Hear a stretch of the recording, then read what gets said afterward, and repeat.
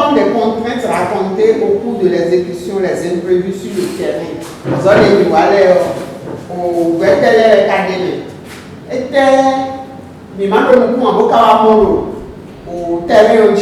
Des visages marqués par le soleil, mais illuminés par la dignité. Des mains qui nourrissent la terre et maintenant revendiquent leur droit à une justice économique.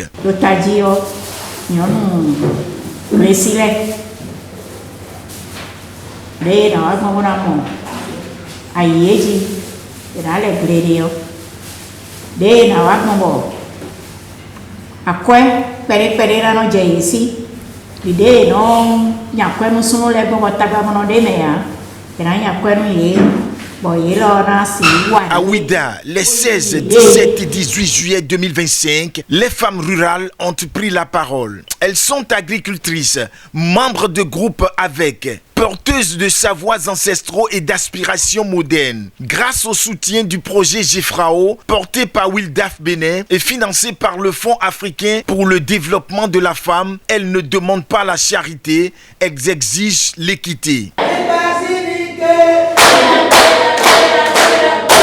Cette rencontre nationale, bien plus qu'un simple bilan, devient le creuset d'une nouvelle dynamique où plaidoyer et avenir se conjuguent. Beaucoup de choses ont été faites dans le cadre de ce projet.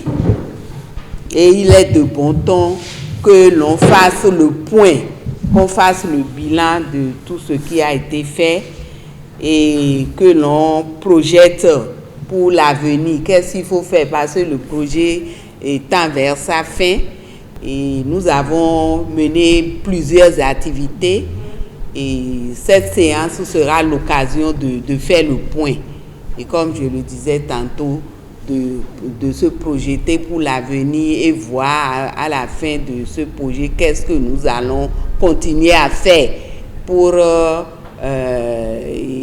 promotion des droits fonciers des femmes, pour la promotion des facteurs de production, de tout ce qui peut aider les femmes à aller de l'avant dans ce domaine. Donc c'est comme une capitalisation. On est en train de clôturer le projet.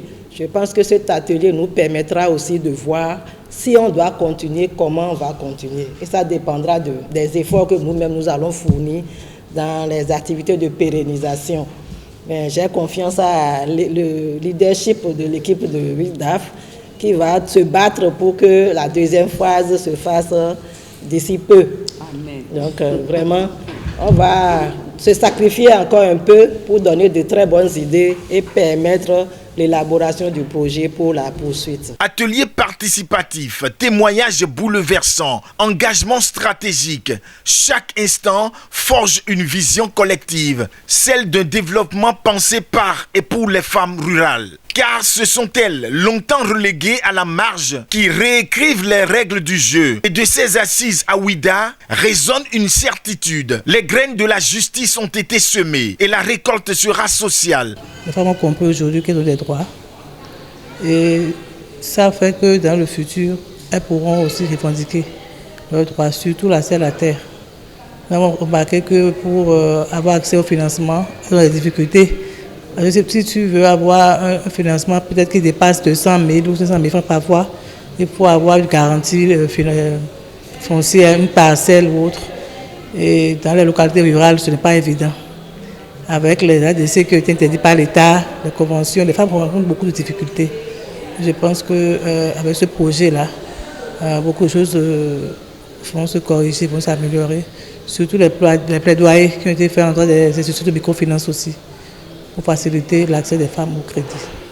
Et si cette rencontre n'était pas simplement un moment d'évaluation, mais le point de bascule d'un changement profond, les voix des femmes rurales ne demandent plus qu'à être entendues. Elles redéfinissent les fondations même du développement. Ce qui germe aujourd'hui, ce n'est pas seulement une politique, mais une promesse collective, celle d'une justice économique enracinée dans la dignité et portée par celles qui longtemps ont été tenues à l'écart.